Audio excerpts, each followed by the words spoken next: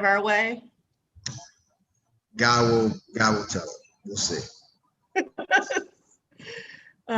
Good morning, council members. Councilmember Williams, present. Councilmember Banks. He'll be on shortly, I think. Councilmember Nguyen.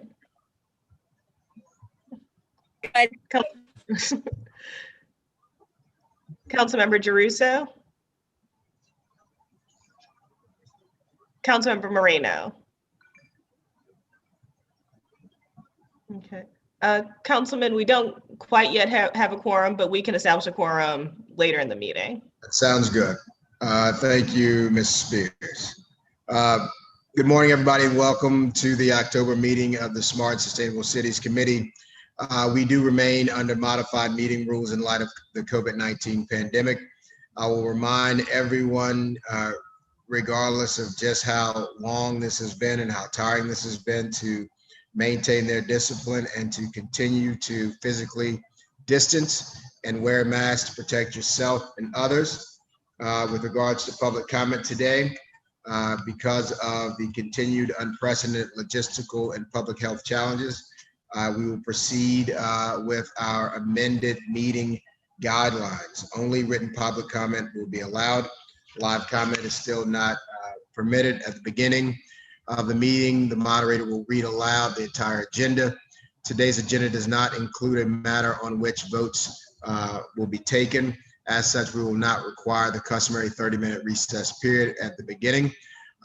We will accept public comment during the meeting. All public comment not read aloud will also be made available to the public and all committee members.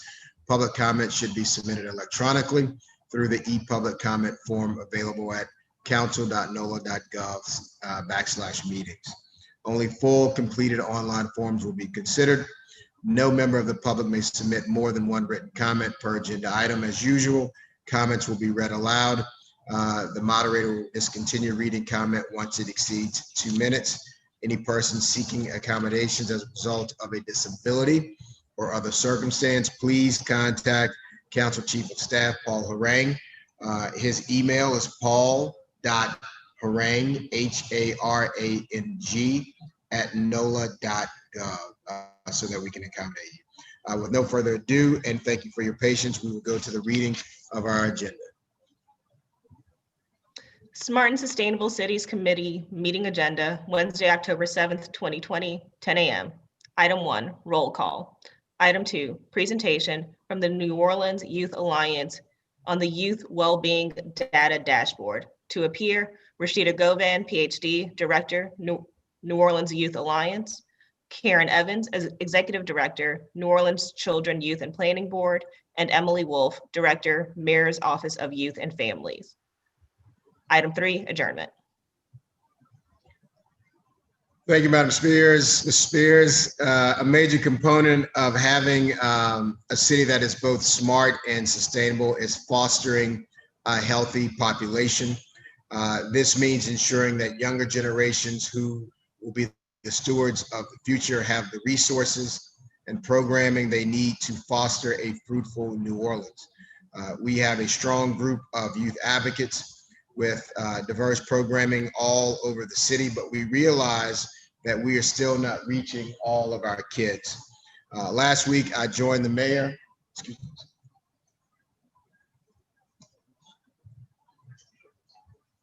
Last week, I was proud to join the mayor to announce the first Empowered NOLA cohort. I have to credit our presenters today heavily on the work it took to get us there. We are seeing what was really the culmination of so many youth serving organizations working together to get accurate information about our kids we are serving and not serving, and really what changes are going to be necessary to better reach those that we have missed. And we are missing some. In New Orleans and all over the nation, we have seen a new injection of energy around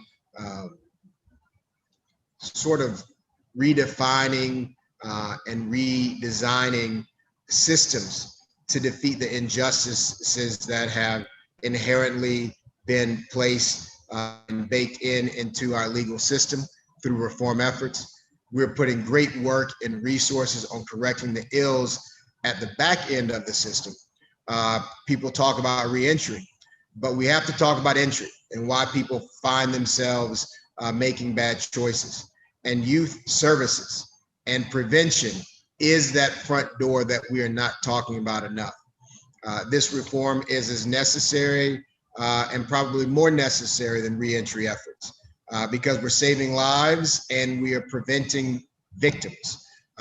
We have not dealt with the children of New Orleans properly. We have not appropriately addressed trauma, and we unfortunately see the direct results of the lack of investment and intervention into the physical and mental health of our young people. So I'm really, really excited to hear from a panel of experts who will talk to us about the New Orleans Youth Alliance Youth Data Dashboard and a number of new and exciting developments in the youth serving space. These experts are no stranger to the committee and our viewing public because they have been in this area day in and day out and play a huge, huge part in educating community and city leadership. With no further ado, I want to welcome Dr. Rashida Govan, Karen Evans, and Emily Wolf. We are grateful to have such committed and dedicated advocates who work with and for our kids every day. Let me say that again. These folks work with and for our kids every day. Trying to tell a kid what to do and what not to do is one thing. Working with that young person to learn how they see this world we have delivered to them, that is where the real work is happening. I want to thank them for that orientation. Your expertise is so valuable to the city, to our children, and to this city council and this committee. This data dashboard and a full complement of resources like the Call to Care report and Youth Directory have really changed the dynamics of us serving our kids. Having a model based on best practices that can guide us as we create policy is just so invaluable. Welcome, Doctor, and welcome, Mrs. Evans. Council member, I just want to point out that Council member Banks has joined the meeting, so we now have a quorum. Thank you, Mrs. Spears. Dr. Govan. Thank you so much for a wonderful introduction, and thank you for taking the time to listen to us today, particularly in the middle of what is a pending crisis, on top of a crisis, on top of a crisis. So thank you so much for taking time to be with us today. I'm very pleased to be joined today by my colleagues, Karen Evans with the Children and Youth Planning Board and Emily Wolf with the Office of Youth and Family out of the city, the Office of the Mayor, that is. We are going to go through the Youth Wellbeing Data Dashboard as well as a few other data tools that the city actually has created to help support policymakers, advocates, other stakeholders, particularly young people as well, and driving decisions about where investments should be made and the development of interventions and things like that to really support the overall well-being of young people. This dashboard will lay out quite a few indicators of youth well-being across 6 different areas, which you can see here are economic stability, health and well-being, learning, safety and justice, space and place, and youth voice. In each of these areas, we have a ton of indicators of youth well-being, but I want to just lift up that these 6 areas of youth well-being also guide our youth master plan, which is which you'll learn more about in a few from Karen Evans. And I want to again reiterate that there's a data book, a youth data book that the city has created, as well as a fiscal map, so we can learn more about where public investments have been made in initiatives and programs to serve young people. But I just want to start by posing the question, how are young people doing? And that's what this document seeks to address. So we can go ahead and get started. So first we'll go through just a little bit of demographic information so that you get a clear snapshot of who are the children in the city. So first, the majority of young people in our city are African American. So about 71% are African American, 19% are white, and our Hispanic population is at 7%, with Asians at 2%. So we are seeing a little bit of a growth of Hispanic population in the city, and we're excited to see that.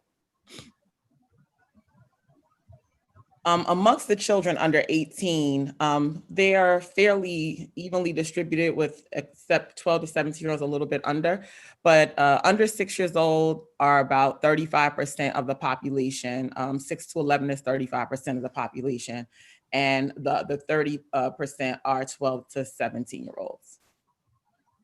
But children overall represent about 20%. Children under 18 represent about 20% of the population in New Orleans. So they're a fairly significant part of the community, or not fairly, a significant part of the community that we really need to pay close attention to, because they are obviously our greatest gift. 40% of children, they're young people 16 to 24. And I want to just lift up the fact that we consider youth, but children and youth between the ages of birth to 24. And that is because of the developmental components and considerations that have to be made for young people.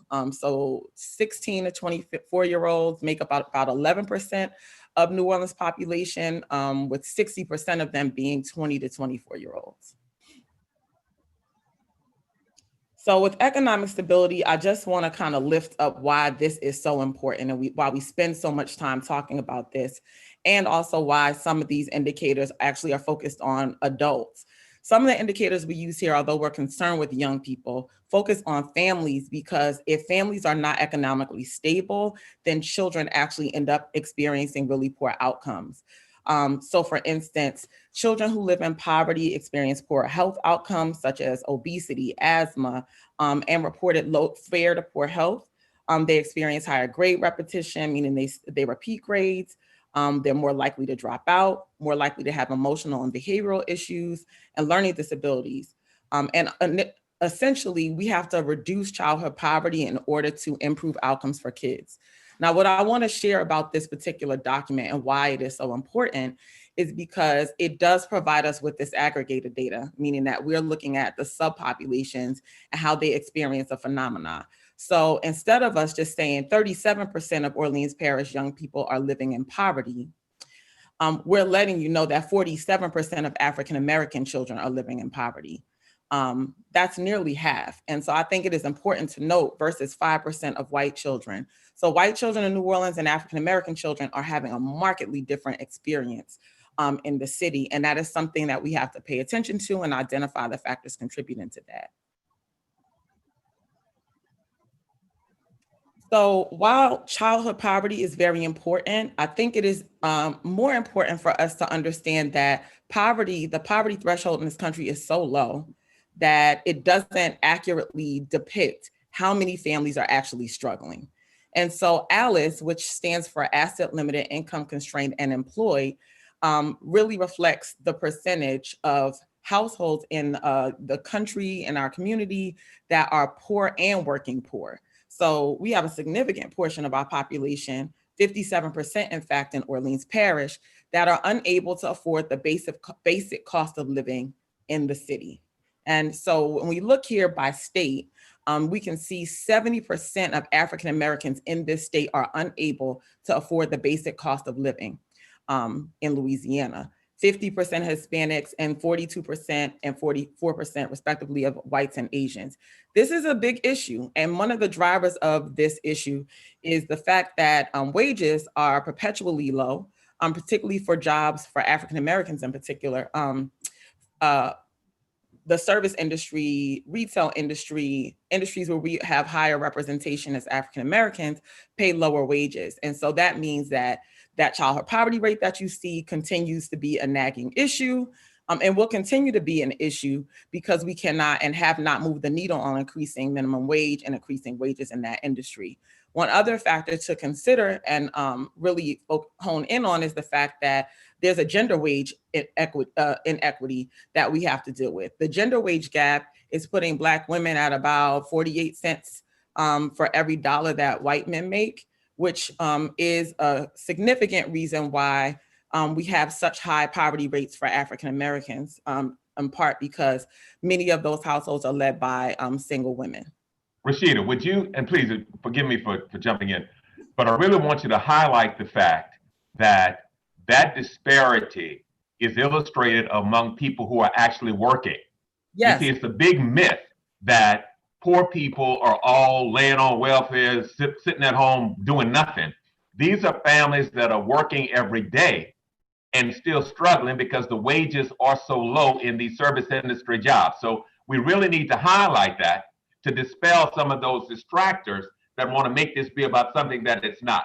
These are working families struggling every day at $7.25 an hour or $2 an hour plus tips and all those other low wage jobs that are not making enough to sustain their families. And I really want to hit that point hard, working families.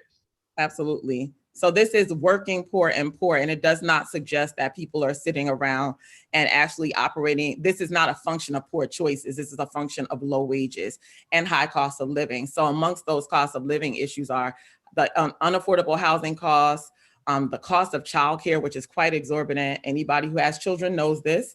And those things are really driving these inequities that we see. One other thing I want to mention, and I appreciate you making that comment, Councilman Banks, Member Banks. The one thing that really stands out to me as the risk that these families are also taking, because in retail and in the hospitality and service industries, they're also essential workers, and they're also facing the greatest risk with respect to COVID.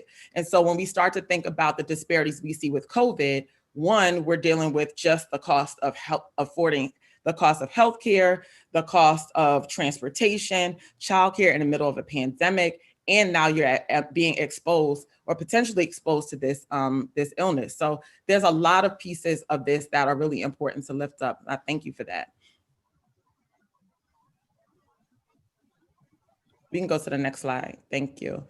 This is also illustrated by median household incomes. I mean, I've come before this council before, this committee specifically. We've talked about this for a long time, but if you notice, if you've been following this over the years, we see that median household incomes for African Americans are stubbornly stuck. So we haven't seen a significant increase. Even before Katrina, African American household incomes were around 24,000.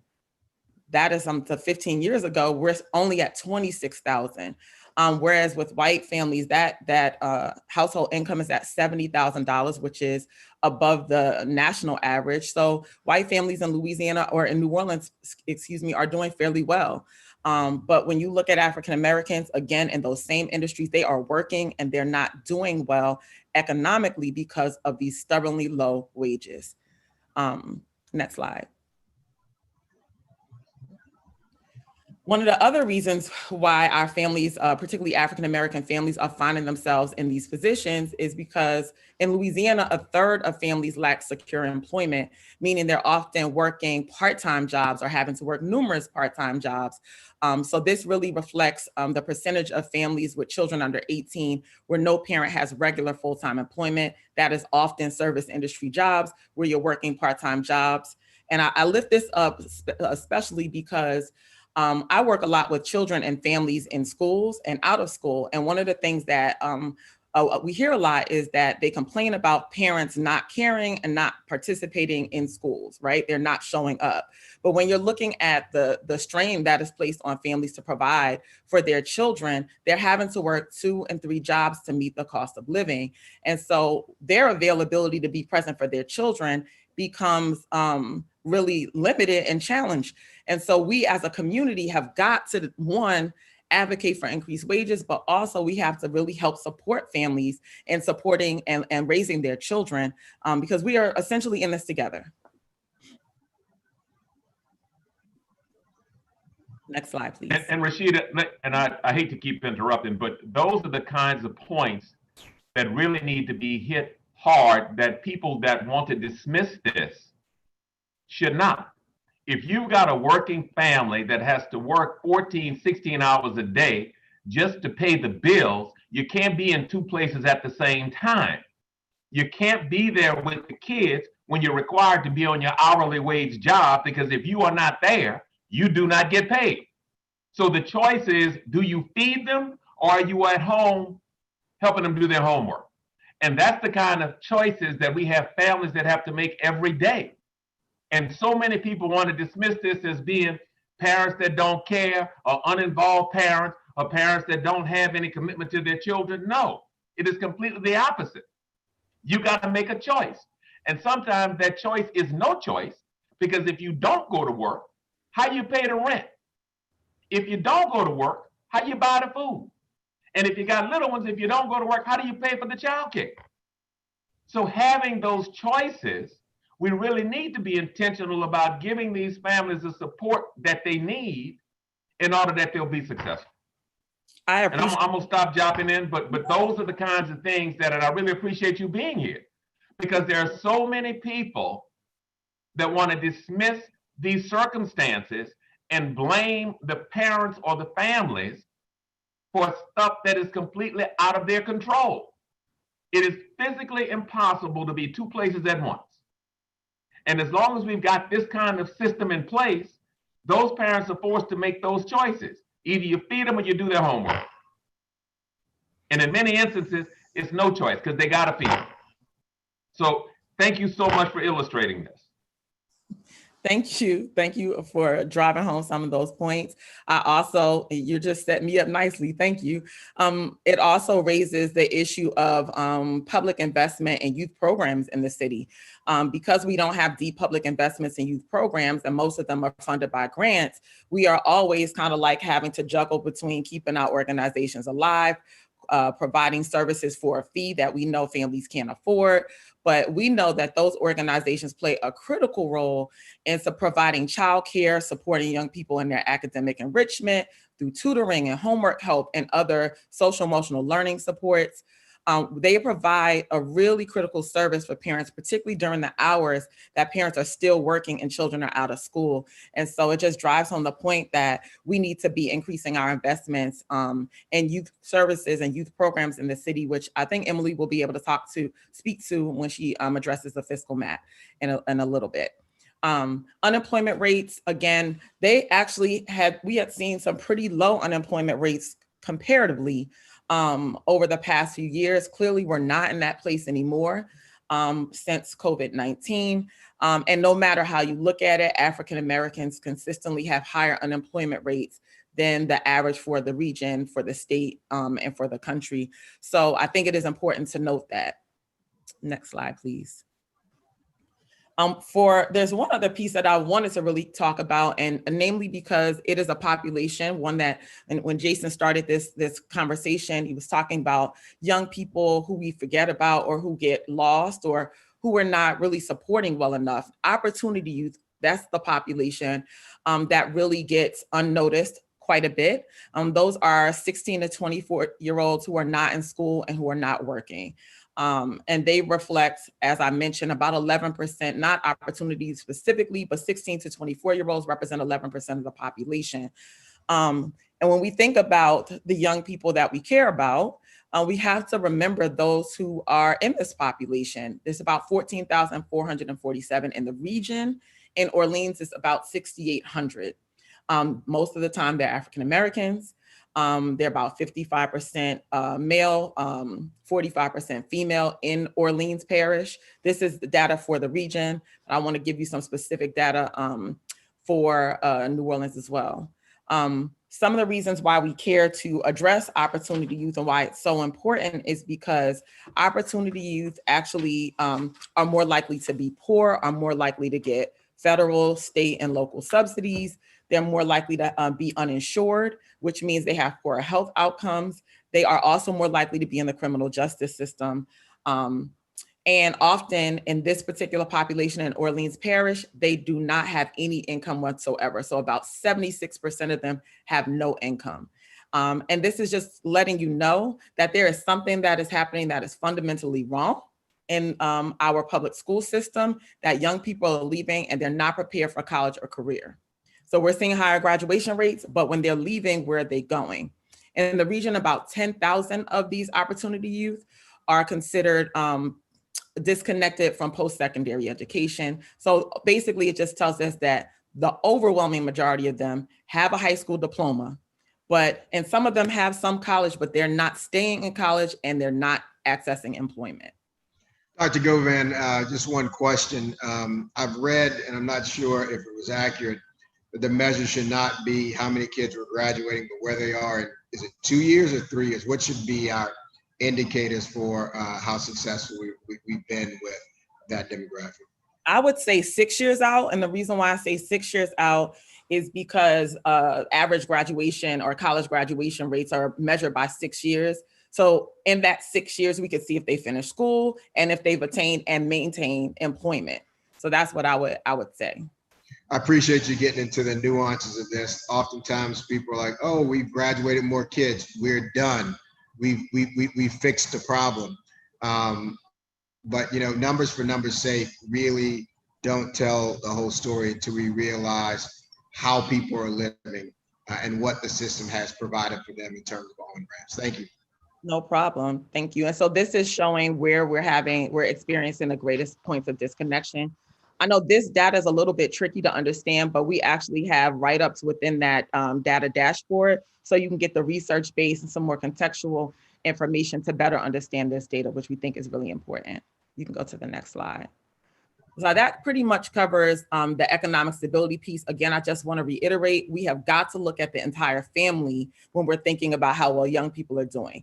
And I think Councilmember Banks really illustrated why that was really important, because children require the support, nurturing, and care of adults and their families specifically. And if they are not economically stable, we know what the outcomes are for them. So now we'll get into health and well-being. I'm not going to go through all of the indicators here. I will hit the most significant ones. So infant mortality in the United States is an issue that I think we have as a nation steadily addressed and seen some improvements. However, again, it's important to look at disaggregated data because when you look at it, first, if you look at the United States, you would think the problem is not as significant, although 5.8 per 1,000 is a problem. Any young person that perishes during infancy is just a very sad and hard issue to deal with. But in Louisiana, we see that 7.2 per 1,000 children under the age of 1 actually passes away in the state. We see the rates are actually higher in Orleans Parish. What is really a stark finding is that the rates for African Americans are twice that in Orleans Parish than they are for the state. That is just something that is a jarring statistic. And you can see for other populations, they don't have as much data for other populations, so they combine them. You see it's higher in Orleans Parish, but for whites, again, the rates are significantly lower than they are for Orleans Parish than they are for the state. This is telling us something about people's interaction it tells us a little something about how people are interacting with healthcare systems. One of the things that we can tell you is that these numbers are driven by things such as like access to perinatal care, so care for moms and babies after babies are born. And we need to increase support for maternal and child health in general. It's just, that's just where it is. And we know that families who are more affluent are able to access this care better than those who are not. Next slide. Low birth weight is a similar indicator of youth well-being. And what we know is that low birth rate is pretty high in Orleans compared to the United States and Louisiana. So 12.5% of babies born in the parish experience low birth weight. Again, we can see here that across all areas, African Americans are experiencing low birth rate at a significantly higher rate than other populations. And children who are born with low birth rate are more likely to develop health conditions later in life, like diabetes, high blood pressure, and heart disease. They are more likely to experience intellectual and developmental disabilities. And some of the things that contribute to that are alcohol, tobacco, and drug use during pregnancy. People love to lift that piece up because they want to believe that it's a series of personal choices that drives this. However, it is important to note that the other factors that contribute to low birth weight are low socioeconomic status, exposure to lead, and exposure to air pollution. And African Americans are more likely to experience all three of these risk factors. So it's not all personal choices. Some of it has to do with their access to proper nutrition, the impacts of toxic stress, and the stresses that Councilmember Banks lifted up around having to make impossible choices. All of those things, that stress that they experience actually contributes to this low birth weight. So I think it is just an important point to make. Dr. Gilvan, can you spend just a couple more minutes? And you just mentioned it when you mentioned stress. And I know Councilmember Banks talked about the stress of making very difficult choices, or really being in a situation where you don't have a choice. But can you speak to the public just a bit about the role of generational stress and trauma? Because in a lot of these situations, what we're talking about doing didn't happen with parents or grandparents. And so there is a certain degree of generational stress and PTSD that is being passed on generationally. Yeah, absolutely. I'm not a physician. I'm a different kind of doctor, but I can tell you that the impacts of toxic stress and stress related to structural racism, the stress is related to poverty that is also linked to structural racism and other forms of systemic oppression, actually can have an epigenetic impact on children, right? And so what that means, that the epigenetic really just talks about non-genetic factors like environmental factors, toxic stress, things like what we just named, actually altering your DNA. It alters your genetic code and actually can be passed down generation to generation. And when you think about the level of trauma that African Americans have experienced in this nation from the time that we were brought to the shores of this country until today, you can count on the fact that our young people are being impacted by trauma generations that their families have experienced for generations. So that I appreciate you saying that. And I will talk a little bit more about that when we talk about adverse childhood experiences. Thank you. Birth to teen moms is another one. We are doing better than the United States average. I'm actually happy to lift up a high point. However, and we're doing better, we're not doing better in the United States. We're doing better than Louisiana with our teen pregnancy rates, but we are higher than the country.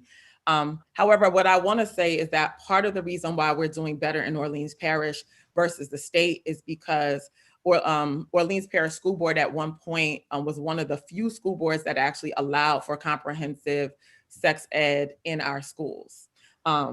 And so in some instances, because I would attribute, this is not causation, but I would say it's related, because we have some comprehensive sex ed that is accessed by some young people in the city. I think that is part of the reason why we are seeing a decline in teen pregnancy rates when compared, or not decline, but lower teen pregnancy rates when compared to the state. My young people, I have a fellowship for young people, and we talked about that last night. And so they talked about the value of that, but also the importance of addressing social emotional learning and healthy relationships in that as well. And part of the reason why is because domestic violence continues to be an issue in this city that we don't talk enough about. To go back to low birth weight, one of the other risk factors for low birth weight is domestic violence. And so when you talk about toxic stress and all of these factors, domestic violence is not a surprise that we have increased rates of, or higher rates of domestic violence in some of our communities when we're experiencing these levels of stress. So it is not an excuse for it by any means, but it is something that we have to consider, that toxic stress is impacting us across the board. But back to teen pregnancy, the reason why this is an important factor to consider when thinking about the well-being of children is because teen mothers or teen pregnancy is related to higher rates of poverty, lower rates of high school graduation, higher rates of low birth rate, and children and babies that are more likely to have academic and behavioral problems in school. Next. Another high point that I can say is Orleans Parish and the state of Louisiana has lower rates of children without health insurance. And this is great to report because children who are insured have better educational outcomes, they have greater access to healthcare services that they need to thrive, and families have protection against the high cost of healthcare. And the reason why this is important, I want to lift this up because people also don't really understand homelessness as an issue. But one key factor that impacts people becoming homeless is the high cost of healthcare. So one of the things some folks who are homeless advocacy or housing advocates would say is that some families are one healthcare emergency away from being homeless. So this is important. One of the things that is also important to note is Medicaid expansion in this state cut the rate of uninsured in Louisiana in half. So these are the types of policies we need to be supporting and lifting up. And I'm really glad to say that Louisiana made that decision. Next slide. Obese and overweight children experience issues like sleep apnea, high blood pressure, high cholesterol, and type 2 diabetes, as well as long-term health impacts, because they are more likely to also be obese as adults. In this country, this is just an issue that we're seeing widely. In Louisiana, our rates are close to to the nation. We see in Louisiana, different from the United States, that females are slightly more likely to be obese and overweight. And one thing I want to note is that children who are overweight also experience higher mental health issues such as anxiety, depression, and low self-esteem. Why this is important is because we don't really have strong enough regulations in schools that require physical activity. So we do require that children access physical education, but there's all of these kind of ways that children are able to circumvent taking physical education, and they might take a health class, or they might take some other kind of class that can take the place of that, but it means that our kids are not getting access to ongoing and regular physical education. This is particularly an issue right now while they're home or doing hybrid schooling. So it's important to note. We've been talking a lot, and I'm glad that Karen is on this call with us, or in this meeting with us. But Jason talked about ACEs, or adverse childhood experiences, at the top of this, speaking specifically to the types of trauma our children deal with or are dealing with in this city. And adverse childhood experiences like living in poverty, being exposed to violence, being neglected, things of that nature actually impact children in really significant ways. So we know that children who experience adverse childhood experiences are more likely to have learning and behavioral issues. They're more likely to experience heart disease, obesity, later on in life are more likely to experience alcoholism and drug use.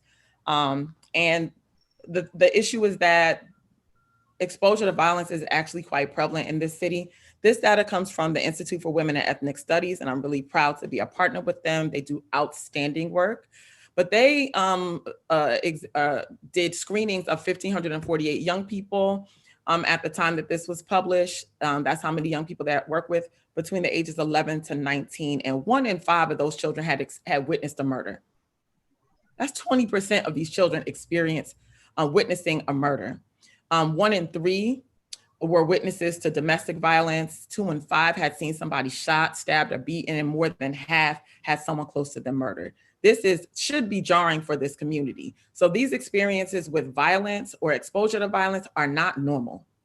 And we really have to name that it is not normal. And our children should not be expected to function well if they're experiencing that type of trauma. We are responsible as a community to respond to that effectively. And some of the ways that we can mitigate the harm that they experience as a result of that exposure to violence is to increase their exposure to supportive and nurturing relationships. So having experiences in youth programs where they're getting social emotional learning, where they're experiencing safe and equitable and protective spaces to grow and learn is important. And those are some of the ways that we can mitigate it. So if you go to the next slide, you can see how young people are actually impacted by this. 1 in 5 of these children that were screened showed symptoms of depression. 3 in 25 expressed suicidal ideation. So they expressed thoughts of suicide. And if that's not enough of a reason for us to respond and act, I don't know what else you need. 2 in 5 have shown symptoms of current PTSD. So they're currently showing symptoms of PTSD, and almost half show symptoms of lifetime PSD. The next slide shows the differences between girls and boys. And if you also know me and my work in this city, I work with girls through my other nonprofit project, Butterfly New Orleans, as well as in the Collaborative for African American Girls and Women. And girls, African American girls in particular, are really not considered a high-risk population by many people. And I'm here to tell you that is just not the case. When you look at this, the green are the figures that represent girls, And here we see girls are more likely to have experienced someone close to them being murdered, although boys are right there at 50%. But girls are more likely to have expressed or shown symptoms of depression, PTSD, and current and a lifetime PTSD. Our girls are experiencing mental health challenges as a result of this, and we have got to have some targeted supports for girls. I just got to lift that up so we can continue. With learning, there is a ton of data that we have to share. I'm not going through all of it. I'm just going to hit on a couple of them. You can go to the next slide. With school enrollment, you can see what it looks like in the city. I don't need to go through it. We already know the majority are African American. We have a growing population of white students post-Katrina in our schools, and we have a population of Hispanic students that is growing. Asian American students are pretty much, they have been pretty level in their school enrollment in New Orleans. We have 14% of our kids have disabilities or exceptionalities, 7% of English language learners. Again, that population is growing, and you're going to see why that matters. And 83% are economically disadvantaged. What I want to lift up is that it's about 80% of African Americans. The population of students are 80% African Americans. The population of economically disadvantaged is 83%. Those numbers are always very close because the majority of African Americans in NOLA public schools are economically disadvantaged. That's like that ALICE number that we looked at. So poor and working poor. Next slide. So when you start to see stuff like this, you'll see across all of the data points, the economically disadvantaged numbers and the African American numbers are usually very similar because we're really talking about the same students by and large. So it's important to note that. Why I chose to focus on third grade reading levels is because reading by third grade is a significant benchmark for the success of students long term. Students who are not able to read proficiently by third grade are more likely to struggle with half of the curriculum by fourth grade. Why is that the case? That they're also more likely to struggle in school, more likely to experience dropout, and low success in school is because by third grade, you should be proficient at reading because between a first or kindergarten and third grade, you're learning to read. Fourth grade and beyond, you're reading to learn. So it is more responsible. You have more responsibility as a child from fourth grade and beyond to be an independent learner and to read, to comprehend and learn the material. And so that's why we see this as an important data point to lift up. We can see in the state, about 46% of kids are reading proficiently by grade 3. In Orleans, only a third of them are. You should be concerned. For African Americans, it's 28%. But again, there is something to be said about these stark differences between African Americans, Asians, whites, multiracial young people. We can see 78% of whites are reading white children are reading proficiently by third grade. They're having a markedly different experience in NOLA public schools. Specifically, white students are more likely to access A and B schools. They're more likely to access some of the limited enrollment schools, and they're more likely to have access to coursework as they move through school that will prepare them for college and career as compared to their African American and Hispanic peers. Next. So this also shows special populations. So you can see economically disadvantaged is at 27%, where African Americans were at 28%. It's because we're talking about, by and large, the same students. As you can see, English language learners are at 14%, and Hispanic students had a lower percentage students as well that were reading proficiently. Next. I wanted to talk about suspension rates because it does deal with safety and justice, and I'm trying to speed this along because I know you have plenty of other things to do, particularly to get ready for this pending storm. But I wanted to lift up out-of-school suspension rates because this reflects some biases within schools, not just in Orleans Parish, but nationally. We are seeing that African-American suspension rates are 3 times higher nationally than every other population. That holds up in Orleans, where less than 5% of every other student population, with one exception who is just not have a critical mass in the schools, have less than 5% of their students are suspended. So we're at about 12% for African-American students are suspended. And then the highest rate is students with exceptionalities. This is of concern because there are some federal guidelines and laws that protect students with exceptionalities to make sure that they stay in school. Because a lot of the times when students with exceptionalities are suspended from school, out of school suspensions, is because of a school's inability to meet their needs. And so that is why there is pressure for them to keep them there so they do the job of meeting their needs. Dr. Govan, can I ask you a question about that third bar, students with disabilities and exceptionalities? I know that all schools are required to serve those kids, but practically speaking, it seems abundantly clear that not all schools are equally prepared to meet that challenge. I know that RSD over a time was evaluating that process. Is there an institutional entity which is holding schools accountable to tell us at what level they are meeting the needs of students with disabilities and exceptionalities? I would say Hi, is Patty in, please? I would say one of the entities that is supposed to be holding them accountable is NOLA Public Schools. So the Orleans Parish School Board should be holding them accountable, and NOLA Public Schools should be holding them accountable. And I would probably lean in a little bit more and say that that should be made more public.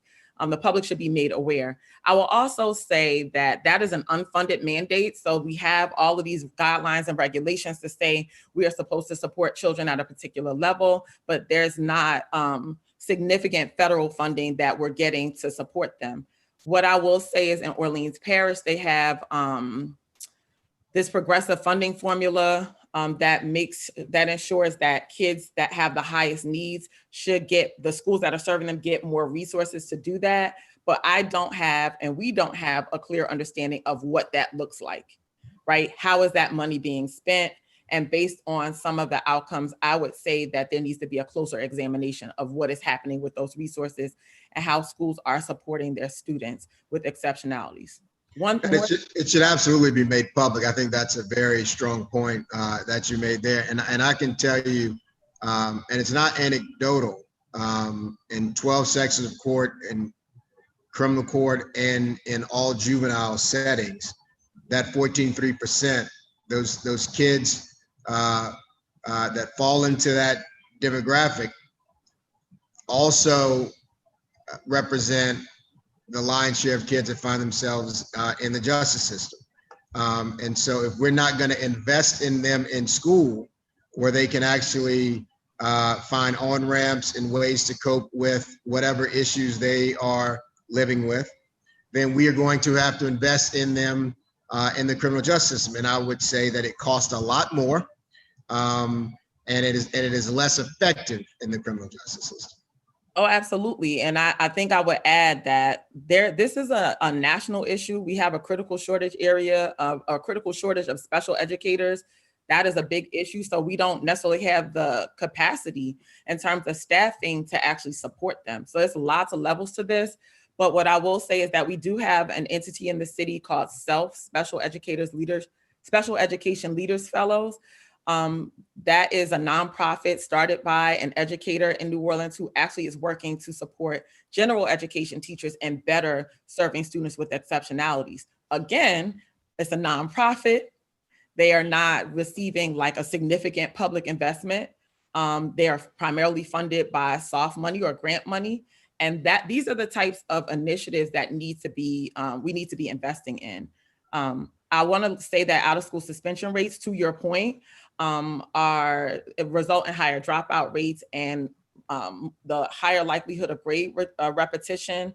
And that is part of the school to prison pipeline. So once they move from suspension to expulsion, their rates of involvement in juvenile justice system are significant. And so when you say that you're seeing them in the juvenile justice system and criminal justice system, that is what it is. And so we have to disrupt that pipeline by meeting their needs. And when we talked about trauma and you look at who is actually being impacted or who is more likely to be suspended, the response should not be out of school suspension. A lot of the time, it should be increased social emotional learning, compassionate and trauma-informed schools. Both of those things actually are linked to better outcomes for our children. And so I don't know why that is not something that, I mean, I see more schools picking up on some of those practices. And at New Orleans Youth Alliance, we are developing a system of trauma-informed youth programs. But again, we need to make deeper investments in that type of work. Continue, please. This is another piece that I think I want to point out to you, and I know this is taking long, but we want to know how the children are doing.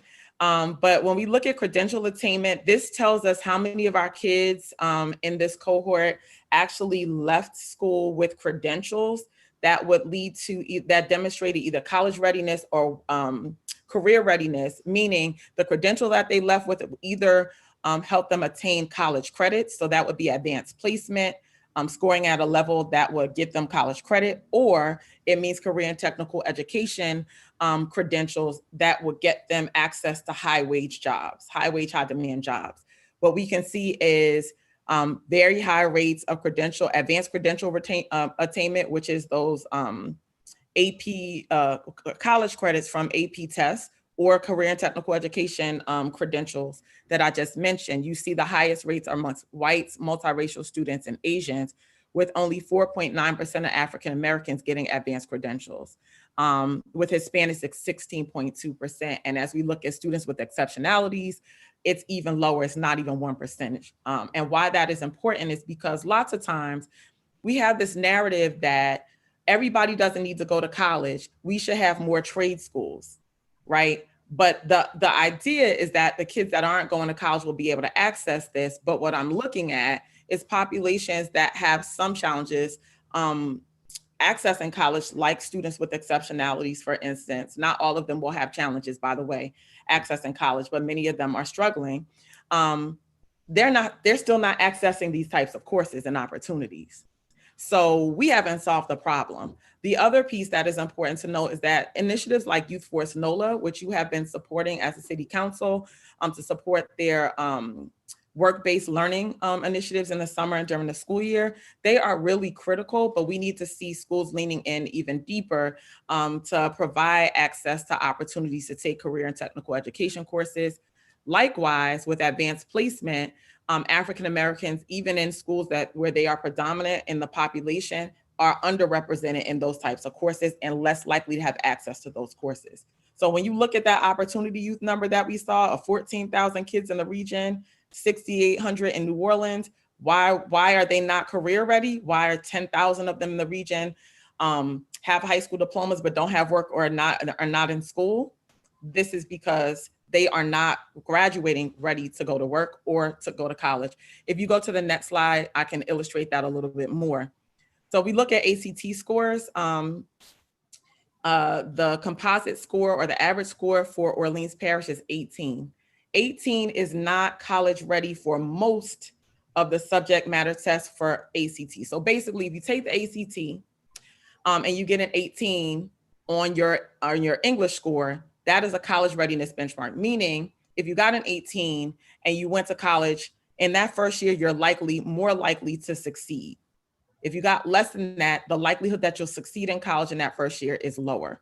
The other piece is, though, that every other subject area outside of English requires a 20 or higher on the ACT. And so by and large, our kids are not leaving high school college ready. We already see, based on the credential rates, they are also not leaving career ready.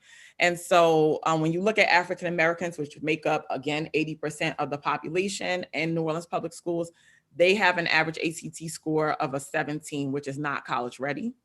White students, on the other hand, are outperforming white students across the state, meaning they're having a very different experience in public schools. They have an average ACT score of 28.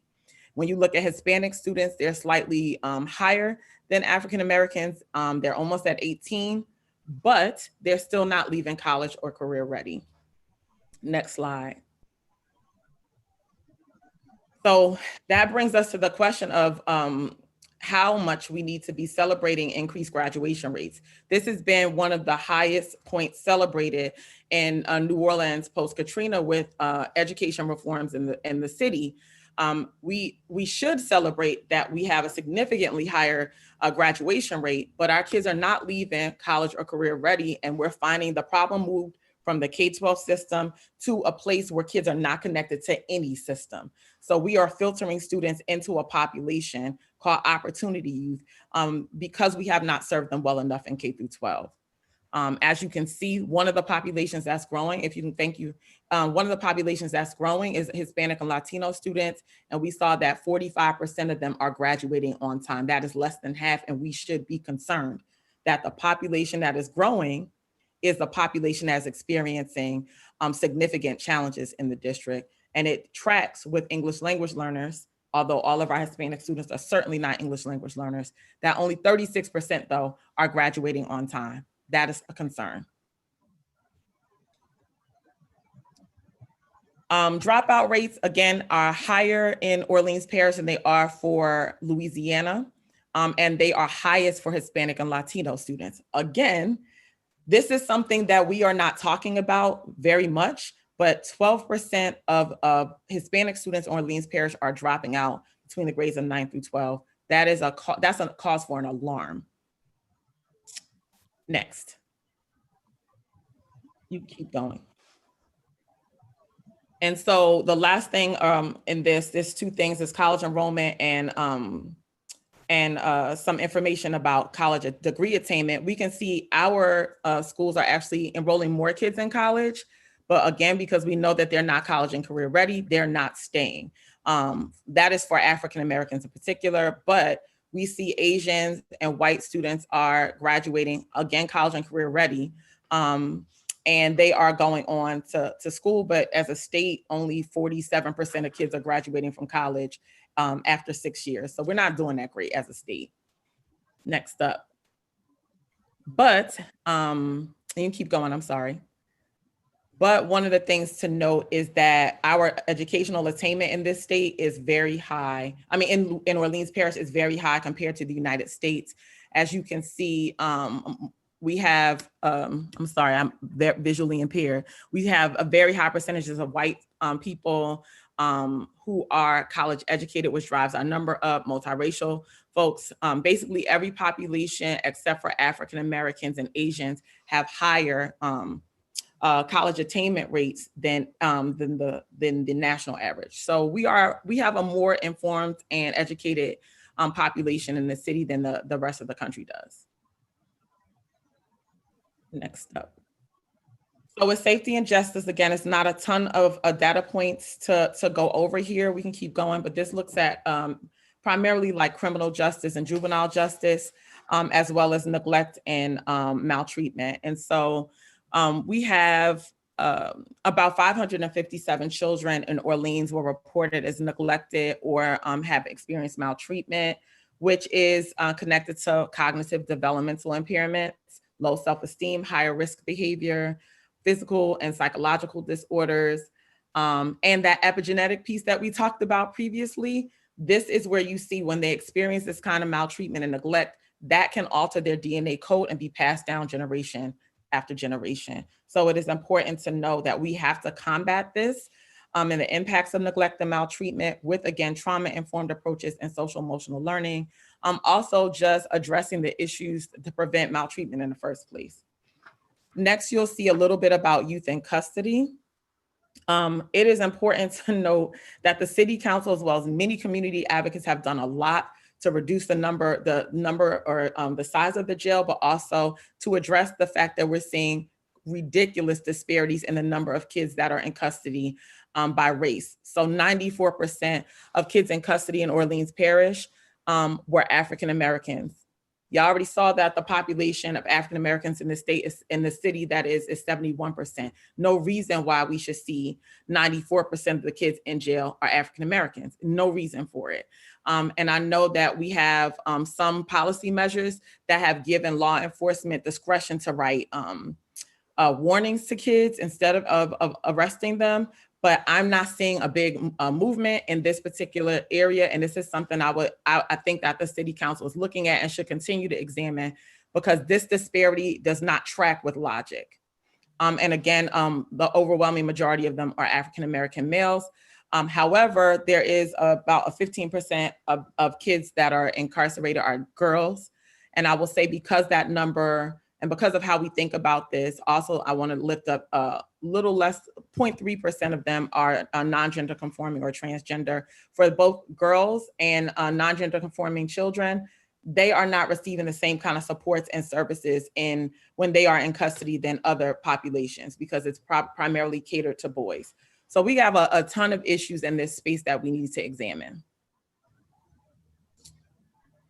I'm not going to go through all of this, but I did want to acknowledge that the average daily population is 43, and we've had 302 kids admitted into the Juvenile Justice Center in Orleans Parish. I want to lift up the fact that 10% of them are between the ages of 10 to 12. So that's an issue, right? The other thing to lift up is that we sometimes hear news headlines that say our kids are so dangerous, they're so problematic, but we're talking about 302 children that by and large have been failed by a number of systems. This number is, we can actually address this. We can actually address the needs of this 302 young people with better preventative measures, rather than waiting until they get to a point where we have to intervene in this level. Next. The other piece is that they're not staying, they're staying about 22 days on average in the Juvenile Justice Intervention Center, formerly known as the Youth Study Center. But when we look at the practice of transferring young people to adult system, so instead of trying them as children, trying them as adults, they are more likely to stay in custody for 230 days. And that is a very long time to be sitting in this system, kind of up in the air. And so I don't know, Jason, if you have anything to say regarding this, but this to me is a stark difference. And it is a reason why we need to keep more kids in the juvenile justice side. Another reason. Yeah, I mean, the graph really says it all. And it really says more about us as a culture than it does about those young people and how we're willing to allow them to be treated. I can't think of a single instance in which a young person was transferred back to an appropriate facility after they were transferred, which also speaks volumes about how we see our young people. There is no good that can come out of this. We studied this and had a host of national experts come and talk about the extra harm or the additional harm that's caused by housing young people in adult facilities and the extra victimization that will occur there. So I'm really glad that this is a part of your presentation. Thank you. Essentially, this just is not, as Jason said, an indication of a failure of young people. It's a failure of our systems. And I just illustrated throughout this entire presentation the different points in the system where we are really dropping the ball. Next. We are in the home stretch. So with Space and Place, we're really focusing on housing. And the bottom line, you can continue, is that affordable housing is at a crisis level in this city. And it's an issue across the country. So half of people in the country half of renters in the country are cost burdened, meaning that they spend more than 30% of their household income on housing expenses, which is as the standard. It should be less than 30% of your expenses should be spent on housing, given the cost of things like transportation, childcare, food, and things along those lines. But in Orleans Parish, 62% of renters are cost burdened. We already have heard this lots of times. That trend stands up with homeowners, even though it's lower, but 41% of homeowners are also cost burdened.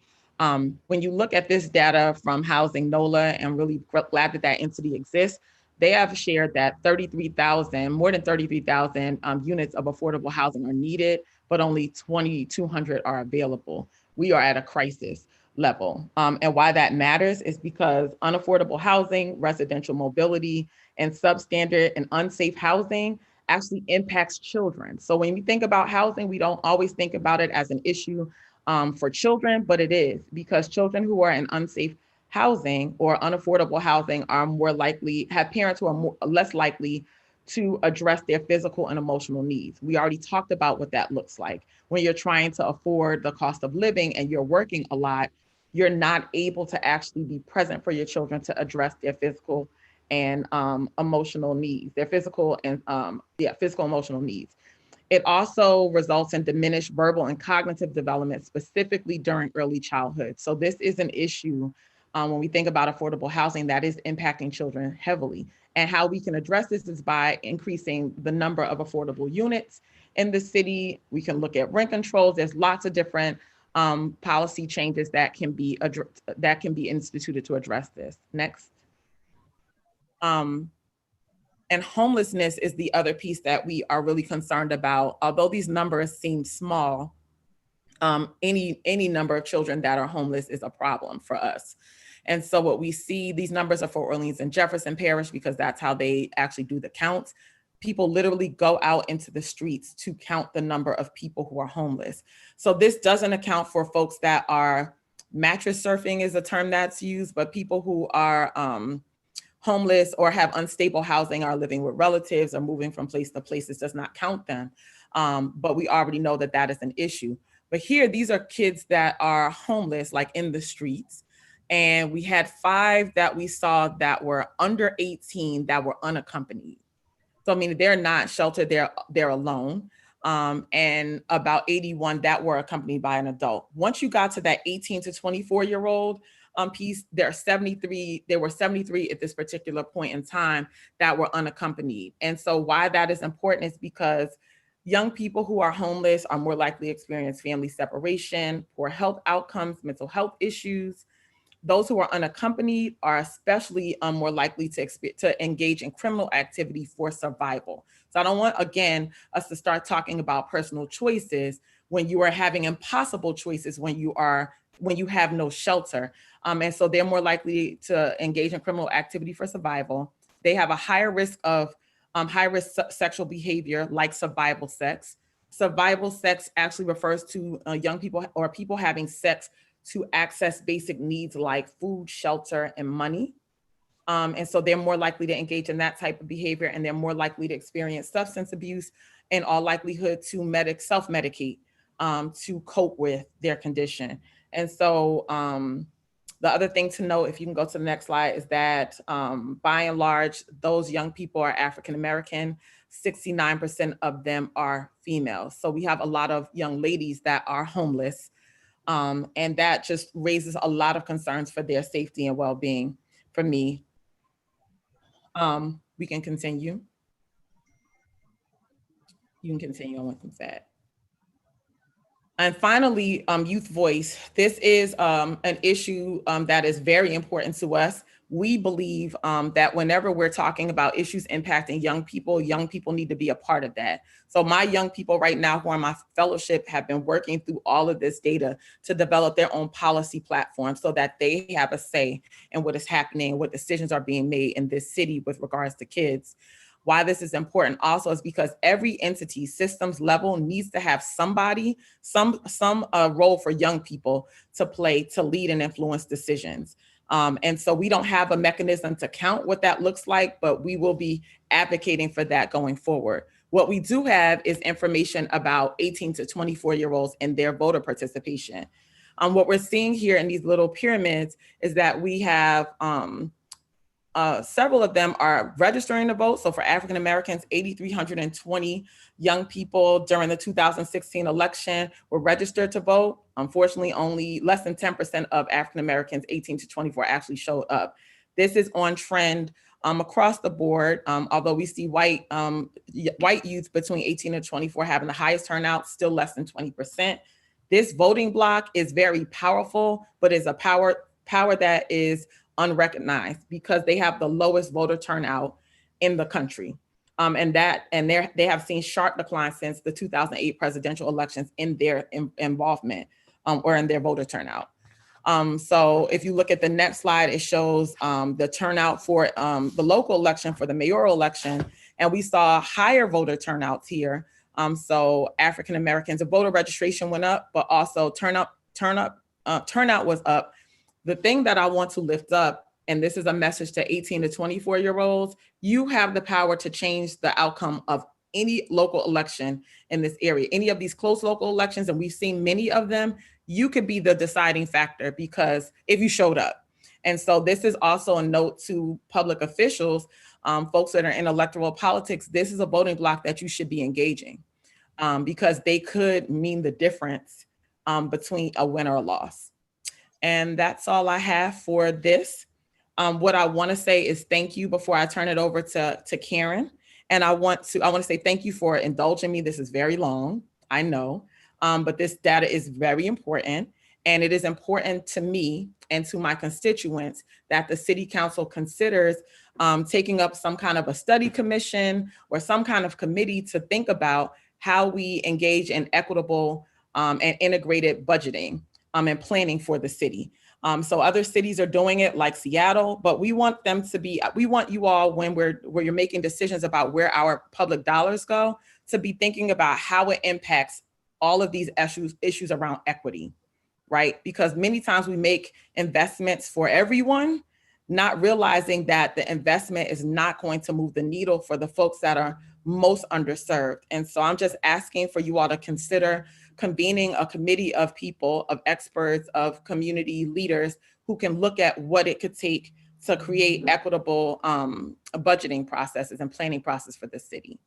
And now I'm going to hand it over to Karen, who's going to talk more about how this is being used for the Youth Master. Oh, I'm sorry, Emily, who is going to talk to us about a couple of other data tools that are really helpful. Thank you, Doc. Hey, sorry, I thought, Karen, you're not going before me?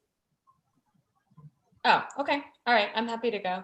So I'm going to share my screen here. I'm going to be very brief because really what I'm going to present today is just a companion tool to what Rashida just presented. It says the host is disabled screen sharing. 1 second. Should be happening. All right, try now. Are you on, Emily? Does that work? Yep. Yep. Do you see what I see? Yep. Okay, great. So I'm happy to just spend a couple of minutes today to just make sure that the public and all of you have a chance to hear about the NOLA Kids Data Book, which we released just this last week. This has been a project that many have been involved in really for honestly since the mayor took office. But we've been working tightly with the Children and Youth Planning Board led by Karen, along with Rashida with New Orleans Youth Alliance, and then the Children's Funding Project, which is a national consulting agency that does work with communities across the country. I also just want to make sure to specifically shout out the W.K. Kellogg Foundation, which contributed the funding not only for this tool that I'm presenting today, but then also for the data book data dashboard that Rashida just presented. So very grateful for their support. New Orleans is second in the country to produce a comprehensive tool like this. The work really doesn't start here. Stop here. This is just the starting point. It's the hope that this will be continuously updated as we move forward. All of the data contained in this data book was collected pre-COVID, and it's from a number of different data sources, including we have data from NOLA Public Schools in this tool. We have data from the Louisiana Health Department. We have census data as well as NOPD data that's been compiled to feed into this tool. There are really two core beliefs that undergird this project. The first is that what gets measured gets changed. And the second is that what gets budgeted gets done. And so just to walk folks through it a little bit, there are many components to this tool. The introduction is just a letter from the mayor. And then we go right into some of the population level data around not only child population, and you can see on the right here that this, as you click on each neighborhood, What this map is showing you is how many estimated children are under age 5 and how many under age 18 in each census tract. So the darker neighborhoods on this map are areas where we have more children under 18. I'm not going to spend too much time here, but again, this just again will lead you through some of those high-level population demographics. Then as you scroll down, you will be led to the fiscal map. So with the fiscal map, this is the introductory page. This page here, as you scroll to the right, you can check out some of this information in more depth, but I'll start just on this intro page. So what this is telling you is that we've totaled in the city's budget that about $40 million go directly to children and youth. So we wanted to look specifically at the funds that flow through the city's budget and that the city has direct control over. I want to first highlight the source of investments table here. So you can see as you click on sources of investments, that about 61% of the sources that we accounted for through this tool are directly funded through the city. We also look at things, for example, like federal money that flows through the city's budget. So as I click on the federal component of this chart here, you can see that the information changes on the left. So this includes everything from our CDBG funds through HUD, Housing and Urban Development, that fund our summer programming, to the Healthcare for the Homeless program that's offered through the health department, to some of the programs that are offered through the Office of Criminal Justice Coordination and grants. So all of that is contained in here. The other thing that I want to highlight is that we also accounted for Wisner dollars that flow through the city, and that what we accounted for in this tool, again, was just the portion of the Wisner dollars in this last year's budget that are supporting directly, again, children and youth. And so those are all tagged for enrichment. Here you can see, again, the data changes. We have a brief description of what the Wisner Trust is, along with the total amount of funding that's contributed and put out into the community through various community-based organizations through the Wisner Trust. So as I mentioned, I'm not going to spend too much time, but we really hope that folks will check out this tool themselves. It's pretty user-friendly, but of course our staff is here to help folks navigate it if they'd like. The hope with this is that it's utilized not only by policymakers, people in positions of power, but also our community-based organizations, advocates who, again, want to have access to the hard data in order to understand how our city is prioritizing different programs and initiatives based upon what investments we're making. So as you scroll through the tool, you can see that the next slides here you can look at all the investments by outcome, and that mirrors the same categories that Rashida just described in the data dashboard. So you can look at economic stability, education, enrichment, health and well-being, safety and justice, youth voice. So here we tag some of the investments that specifically are being contributed to Youth Voice right now, which include things like our Children and Youth Planning Board, the Junior Civic Leadership Academy, the Mayor's Youth Advisory Council. Again, as you continue to scroll through the tool, you can look at the data, the financial data, based upon these different levels of an intervention, whether it's something that's a positive youth investment intervention, intervention, which we define as programs or services that are designed to provide targeted, reducing harmful behaviors, providing rehabilitation, or offering support services. We also tag all investments in basic services along with prevention. And then as you scroll through, you can see our investments by age range. which again, I think in terms of how we're thinking about the youth master planning work and the work that we're doing on behalf of young people in the city, it's really important to be able to look at it through these lenses of, you know, what do our investments look like, for example, in early childhood in the city. So you can highlight that here on the dashboard, and then see everything from WIC, which is their supplemental nutrition program for women, infants, and children, to the investments that the city's made in expanding early childcare and learning, to our Healthy Start program, et cetera. And then finally, this last page allows you to look at the services broken down by eligible services and programs, so a little bit more granular. I do page 6 of this fiscal map allows you to look at our per capita investment in children and youth, which based upon our total population of children is about $361. Folks have asked, you know, is that good? Is that bad? It is a little bit difficult to compare apples to apples because not many other cities have created tools like this.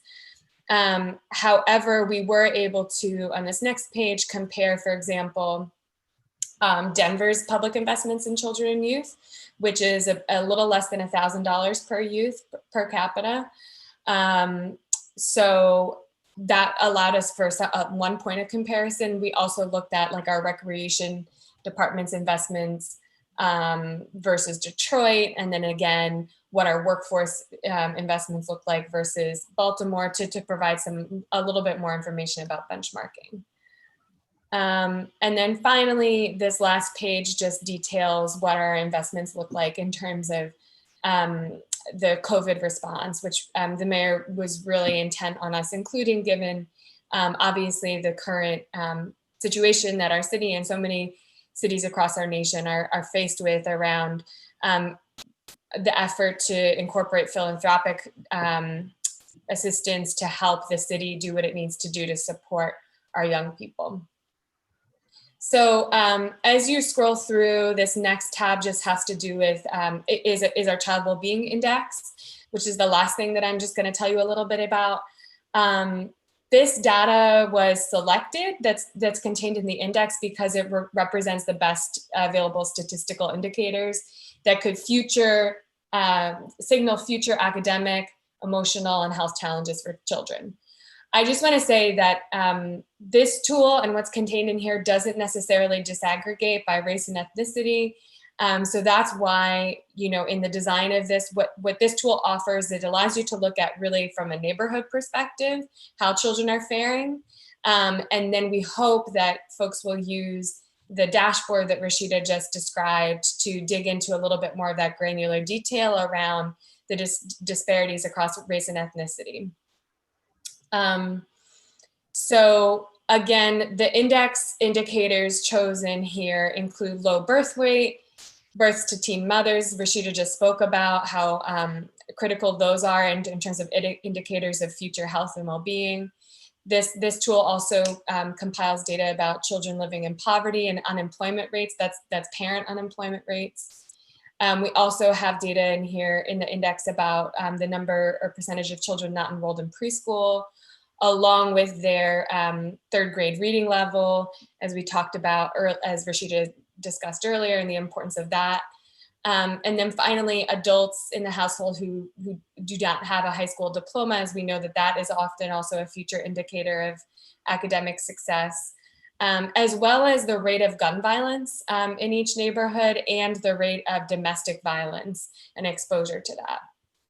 And so as you scroll down into the tool, this is the index. And so what you can do is click on a neighborhood. Let's just take, we'll start with Lakeview. So as you hover over Lakeview and you scroll down, you can see the data around the 10 indicators.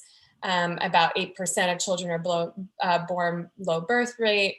We know that about 15% are not enrolled in preschool, according to the data. About 1% of adults don't have a high school diploma. So this area is shaded in a lighter color, which means that children in this area of the city are facing less barriers to success. We'll then take a neighborhood like Broadmoor, which is sort of in the middle of the pack. And you can see here that a little bit higher around births to teen mothers and low birth weight percentages, about 70% not enrolled in preschool, and about 14% of adults without a high school diploma. So you can see that that's, Broadmoor sort of falls in the middle of the pack there. And then we'll move over to a neighborhood like Westlake Forest. Again, you can see here, obviously pretty staggering statistics. About 50% of the children are living in poverty, according to our most recent data in this neighborhood. The gun violence rate is 9.6, one of the highest in the city, and domestic violence rate, again, is higher. 52%, according to the data, are not enrolled in preschool. So folks in this neighborhood, on the whole, as an aggregate, are facing significantly more barriers to success. What I want to say is that I think, New Orleans is a city of neighborhoods, and we have a lot of pride in our neighborhoods. And I think that we have a lot of our own assumptions and sort of lived experiences that go along with that, that neighborhood pride. But what I think that this provides is really an opportunity to face the data. These are things that we think we may know, but by seeing it like this, we're not hoping that folks use this in order to sort of get very granular. And what this provides is, what we hope this provides is an opportunity, especially for our council members, for anyone who's doing neighborhood work, to have some real information about where to prioritize our investments, and use this tool and again, in tandem with the information that Rashida just presented, to make decisions about our investments. So finally, what's the plan just goes into a lot more detail and has a lot more data and heat maps that I'm not going to go into today, that folks can explore on their own time. And then lastly, we have a community resource map, which takes all of our 211 data and maps it onto the city to look at where resources are available. These are everything, social services, health services, educational services, after school enrichment, et cetera. And I think, folks, when they look at this map, what I think really pops out and jumps out immediately is the concentration of resources in central New Orleans here. And really, as you fan out into the east, into the West Bank, how we start to see that, become a little bit more diluted and disparate. And so I'm not going to walk through a concrete use case today, just because for time's sake, but what we hope is that folks will use all of these tools together. For example, if you're a policymaker and you want to understand how you want to look at, pre-COVID at a baseline, how our youngest age group, our infants and toddlers and preschool age children are doing. You could look at first what we're spending and look at that data in terms of all of the dollars that are going to early childhood specifically. Then you could move over to our child well-being index and check out indicators around low birth rate and education rates, et cetera. And then finally, you could look at community resources and match that against what you're seeing the investments look like and what the data tells us. So what we hope is that folks will use all of these tools together in order to pose important and critical research questions that I believe are going to be all the more important as we move through recovery, through this pandemic and the challenges that have been exacerbated by that. And so that's just a broad overview of the tool. The last thing that I'll say is that with this fiscal map specifically, we are committed to making sure that there's a group and a body that is able to study and propose some real solutions around how we can budget to ensure that our young people and children are prioritized. And so we're excited to work in tandem with Children and Youth Planning Board, who's going to talk a little bit more about that. but to make sure that into the future that we're able to really not only understand at a baseline what our total investments look like in children and youth, but then also set goals around that and create practices and policies that allow us to grow that investment over time. Because we can be doing more, of course, and we're committed to participating in that effort. So I'll stop there and take any questions. No questions, Emily. That the database seems to be really easy to navigate. That's the thing is important. That's a lot of information at people's fingertips. Thank you. Sure. Thank you. So now it's my turn. Good afternoon, almost. Yes. Good afternoon. I'm Karen Evans with the Children and Youth Planning Board, and I do have a deck of slides that are brief and to the point, because what I'd like to be able to talk with you about is how we'll use the data dashboard, the Youth Wellbeing Data Dashboard, and the NOLA Kids Data Book in our building of a youth master plan for New Orleans that is data informed and that moves us forward in ways that allows us to change some of the outcomes for our children and youth as demonstrated by data shifts. So on the slides that you should be getting soon, I want to be able to just say to you what we look at as a youth master plan in terms of the definitions that we're working with. And so as the slides come on, I'm just going to continue to talk, because why? We've got things to do. I want you to know that the Youth Master Plan in this city, first one that we've ever had, is really about setting a deliberate intention for moving from potential to reality for visions that we hold for our children. We spend a good deal of resource and time correcting our children, but developing them from birth to 24 is our opportunity to set the scale differently. And so the Youth Master Plan allows us to be very deliberate and intentional about how we set up our investments and our actions to allow us to build our children rather than cause them to recover.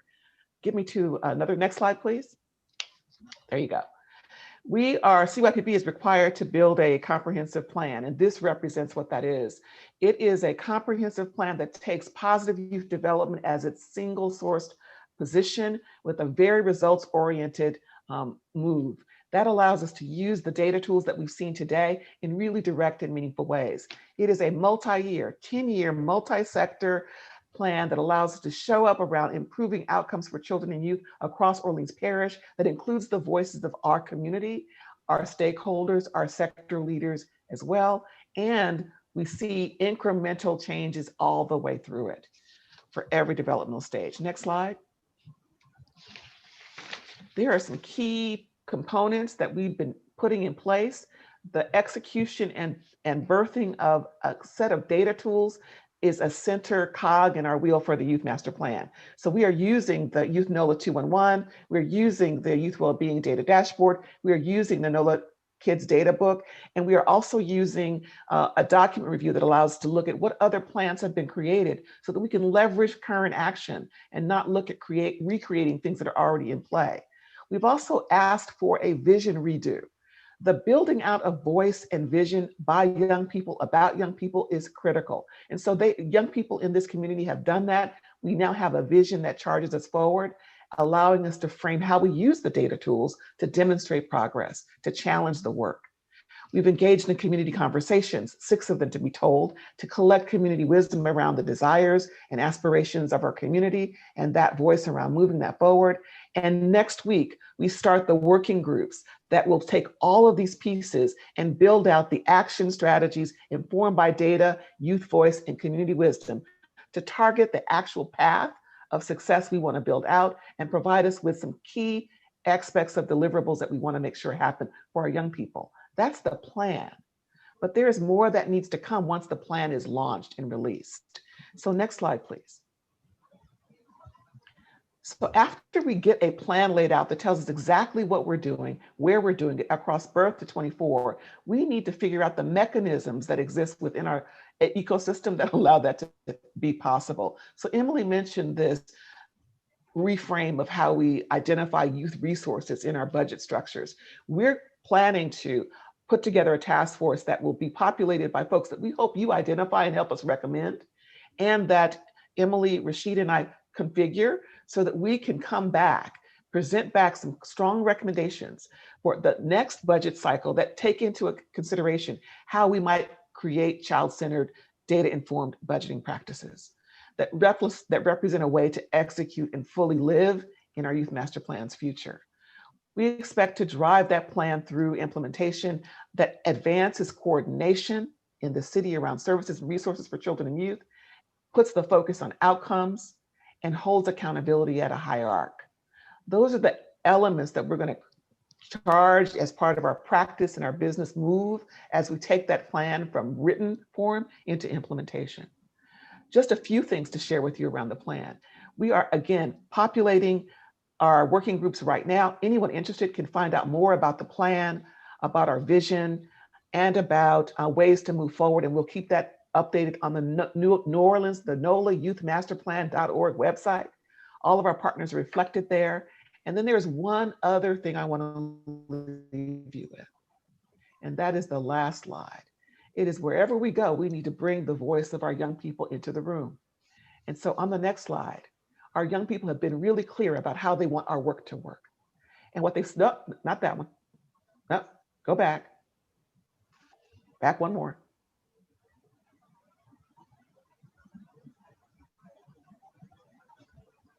That one, yeah. So our young people want us to be clear, to recognize them as youth who represent a powerful, unified, diversified, socially conscious, intelligent network. And we saw that in the data that Rashida shared, that these young people are capable of working with adults to lead New Orleans in becoming a more compassionate, just, and equitable city. We're looking at building a plan that helps move that forward with them and with all, so that we could deliver on that vision that they hold for their city, for our city, for us all. And together we think that's possible. So I'm going to stop now because it's getting a little late, but that is the overview of the Youth Master Plan. We expect a full integration of the tools you've seen today, and we expect to use them continually to help monitor movement, progress, and position policy. Karen, thank you very much. As a phrase that I heard during the presentation, I think Emily said it, what gets measured gets changed. I like that phrase. A lot of work has gone into where we are now. And I think the next large hurdle is to make sure that this very valuable information, these valuable tools get used to implement strategies to fix what is very painfully obvious now. So we're still at the beginning of this process, but we are starting right with data so that we can actually have metrics for success, so that when we do this, whether it be quarterly reviews or yearly reviews, we should expect to see dividends paid for the investments made. So thank you for very succinctly breaking down what we hope to gain by this endeavor. Ms. Spears, any questions from anyone else on the dais? I don't see any. I don't see any. And Councilmember, we don't have any public comment.